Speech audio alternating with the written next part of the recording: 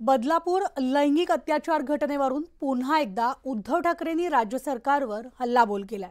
राज्य सरकार लैंगिक अत्याचार प्रकरणामधील आरोपीला पाठीशी घालत असल्याचा आरोप ठाकरेंनी केलाय आणि बदलापूर प्रकरणाचा निषेध करण्यासाठी महाविकास आघाडीच्या नेत्यांनी राज्यभर आंदोलन करत सरकारचा निषेध केलाय।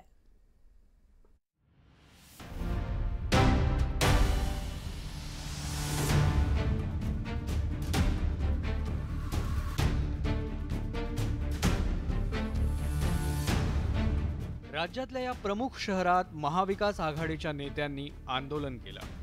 विशेष म्हणजे या आंदोलनात शरद पवार, उद्धव ठाकरे, नाना पटोले या महाविकास आघाडीतल्या प्रमुख नेत्यांनी हजेरी लावली होती।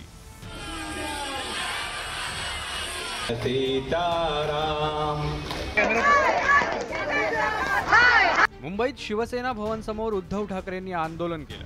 भर पावसात हे नेते काळ्या फिती लावून आंदोलनात उतरले। बदलापूरच्या शाळेत शिशुवर्गातील 2 मुलींवर लैंगिक अत्याचाराच्या घटनेचा निषेध करण्यासाठी महाविकास आघाडीने हे आंदोलन पुकारलं होतं। उद्धव ठाकरेंच्या शिवसेनेनं मुंबईच्या शिवसेना भवन समोर आंदोलन केलं। खरं तर महाविकास आघाडीनं महाराष्ट्र बंदची हाक दिली होती, पण या बंद विरोधात गुणरत्न सदावर्तेंनी मुंबई उच्च न्यायालयात याचिका दाखल केली। त्या याचिकेची दखल घेत न्यायालयानं बंद बेकायदेशीर ठरवला। त्यामुळे महाविकास आघाडीवर बंद मागे घेण्याची वेळ आली। गेल्या आठवड्यामध्ये एक भारत बंद झाला होता 21-22 ऑगस्टला।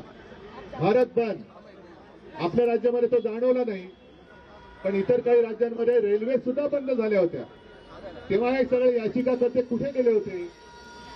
का तेव्हा या बंदला विरोध केला गेला नव्हता? आणि या नराधमांना सुद्धा पाठीशी घालणारे याचिकाकर्ते किंवा आणखी कोणी असतील हे सुद्धा तेवढेच विकृत आहे। तिकडे पुण्यात शरद पवारांच्या पक्षानं आंदोलन करत राज्य सरकारचा निषेध केला। तसंच शरद पवारांनी राज्य सरकारला कानपिचक्याही दिल्या। त्याची गांभीर्याने सरकारने घेतली पाहिजे, संवेदनशील ही भूमिका त्यांनी घेतली पाहिजे। मला एका गोष्टीचं दुःख होतं की राज्यकर्ते राज्यातील प्रमुख आणि त्यांचे सरकारचे एक दोन सांगतायत की बदलापूरच्या प्रकरणामध्ये विरोधक राजकारण आहेत, जे काही घडलं ते महाराष्ट्रात घडू नये अशी आपली अपेक्षा आहे। आज नंतर या राज्यातल्या कुठल्याही लेकीवर अन्याय होऊ देणार नाही, ही जबाबदारी आपण सगळे घेऊया। आज जी घटना बदलापूरला झाली ती अतिशय म्हणजे गलिच्छ घटना आहे आणि जोपर्यंत त्या व्यक्तीला फाशी होत नाही तोपर्यंत महाविकास आघाडीचा कुठलाही कार्यकर्ता स्वस्थ बसणार नाही। मुख्यमंत्री एकनाथ शिंदेंच्या ठाण्यात काँग्रेस नेत्यांनी आंदोलन केलं। दोन्ही काँग्रेस एका बाजूला तर उद्धव ठाकरेंची शिवसेना दुसऱ्या बाजूला असं चित्र पाहायला मिळालं।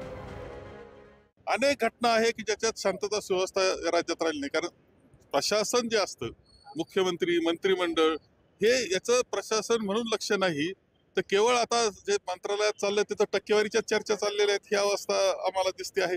आणि त्यामध्ये एवढे गुंतून गेलेले आहे, सरकारी खर्चांना आपला प्रचार, राजकीय प्रचार करण्यामध्ये गुंतले, पण ज्यांच्या प्रचार करायचा आणि त्यांचं जर जीवन संरक्षित आहे, त्याची आबरू जर संरक्षण तुम्ही करू शकत नाही तर कसला प्रचार तुम्ही करतात? एकीकडे महाविकास आघाडीनं ठिकठिकाणी आंदोलन करत सरकारला घेरण्याचा प्रयत्न केला, तर दुसरीकडे महाविकास आघाडीच्या आंदोलनाला प्रत्युत्तर देण्यासाठी सत्ताधाऱ्यांनी प्रति आंदोलन केल्याचं पाहायला मिळालं। यावेळी भाजप नेत्यांनी महाविकास आघाडीच्या काळातील महिला अत्याचाराच्या घटनांचा पाढा वाचला। क्वारंटाईन सेंटरमध्ये कोरोना काळात 2 बलात्कार, 12 विनयभंग झाले, पण सोयीनुसार सगळे विसरून गेले। त्यांना आठवण करून देण्यासाठी आज मी आणि माझ्या भारतीय जनता पार्टीच्या सगळ्या सहकारी या ठिकाणी जमलो। बदलापूर लैंगिक अत्याचार घटनेमुळे राज्यातील राजकारण ढवळून निघालंय। महाविकास आघाडीच्या नेत्यांनी सत्ताधाऱ्यांची कोंडी करण्याचा प्रयत्न सुरू केला, तर विरोधकांकडून या प्रकरणाचं राजकारण केलं जात असल्याचा आरोप सत्ताधाऱ्यांकडून केला जातोय।